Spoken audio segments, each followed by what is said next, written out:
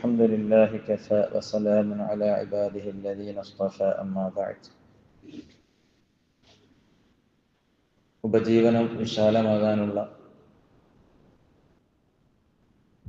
മാർഗങ്ങളിൽ രണ്ടാമത്തേത് അള്ളാഹുവിനെ തഖ്വ ചെയ്ത് അള്ളാഹുവിനെ സൂക്ഷിച്ച് ജീവിക്കലാണ്.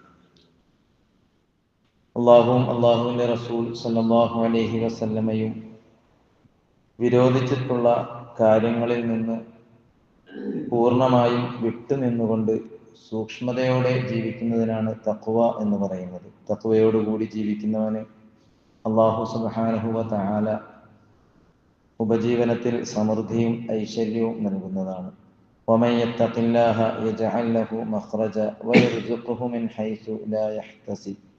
ആര് അള്ളാഹുവിനെ സൂക്ഷിക്കുന്നുവോ അള്ളാഹു അവന് ഒരു പോംവഴി ഏർപ്പെടുത്തി കൊടുക്കുകയും മാത്രമല്ല അവൻ കണക്കാക്കാത്ത വിധത്തിലൂടെ അവന് ഉപജീവനം നൽകുകയും ചെയ്യുന്നതാണ്.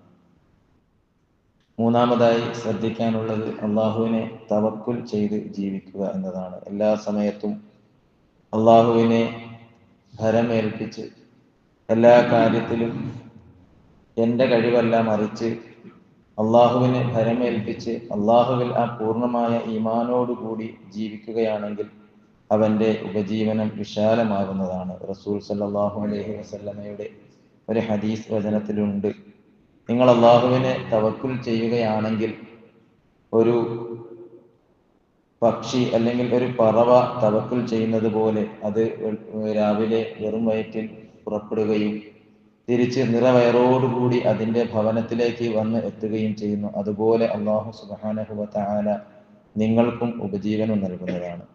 നാലാമതായി ശ്രദ്ധിക്കേണ്ടത് കൃത്യമായി ആരാധനകളിൽ മുഴുകുക എന്നതാണ്. പ്രത്യേകിച്ച് നമസ്കാരം പോലെയുള്ള ഇബാദത്തുകളിൽ ഒരു വീഴ്ചയും വരുത്താതെ വളരെ കൃത്യതയോടെ പരമാവധി ജമാഅത്തിൽ പങ്കെടുത്ത് ഒരു രീതിയിലും ഒരു അവസ്ഥയിലും നമസ്കാരം ഒഴിവാക്കാതെ ജീവിക്കുമ്പോൾ റബ്ബ് സുബ്ഹാനഹു വ തആല ഉപജീവനം, കച്ചവടം തുടങ്ങിയ എല്ലാ കാര്യങ്ങളിലും ഐശ്വര്യവും ബർക്കത്തും നൽകുന്നതാണ് എന്ന് വിശുദ്ധ വചനങ്ങൾ പഠിപ്പിക്കുന്നുണ്ട്. അബ്ദുല്ലാഹ് ഇബ്നു സലാം റളിയല്ലാഹു അൻഹു പറയുകയാണ്, തൻ്റെ കുടുംബത്തിന് ഞെരുക്കവും പ്രയാസവും ഉണ്ടായാൽ നബി സല്ലല്ലാഹു അലൈഹി വസല്ലം നമസ്കാരത്തിന് കൽപ്പിക്കുകയും റസൂൽ സല്ലല്ലാഹു അലൈഹി വസല്ലം നമസ്കാരത്തിലേക്ക് കടക്കുകയും ചെയ്യൽ പതിവായിരുന്നു.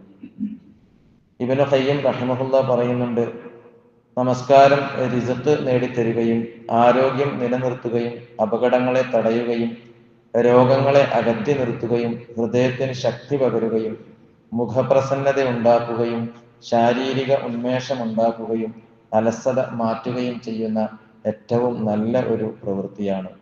അല്ലാഹു സുബ്ഹാനഹു വ തആല ഖുദ്സിയായ ഹദീസിൽ കൂടി പറയുന്നുണ്ട്, ഹേ ആദമിന്റെ മകനെ, നീ എന്നെ ആരാധിക്കുന്നതിൽ മുഴുകുക, എന്നാൽ നിന്റെ ഹൃദയത്തിൽ ഞാൻ ഐശ്വര്യം നിറയ്ക്കും, നിന്റെ ദാരിദ്ര്യം ഞാൻ തടുക്കും.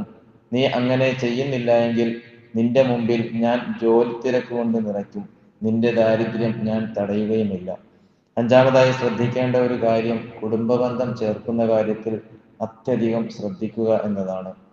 ആറാമത്തത് മാതാപിതാക്കൾക്ക് നന്മ ചെയ്യലാണ്. അനസ് ഇബ്നു മാലിക് റളിയല്ലാഹു തആല അൻഹു നിവേദനം ചെയ്യുന്നുണ്ട്, നബി സല്ലല്ലാഹു അലൈഹി വസല്ലം പറഞ്ഞു, ആയുസ് വർദ്ധിക്കുവാനും വിഭവങ്ങളിൽ വിശാലത ഉണ്ടാകുവാനും ആര് ആഗ്രഹിക്കുന്നുവോ അവൻ മാതാപിതാക്കളോട് നന്മയിൽ കഴിഞ്ഞുകൊള്ളട്ടെ, കുടുംബബന്ധം പുലർത്തുകയും ചെയ്തു കൊള്ളട്ടെ.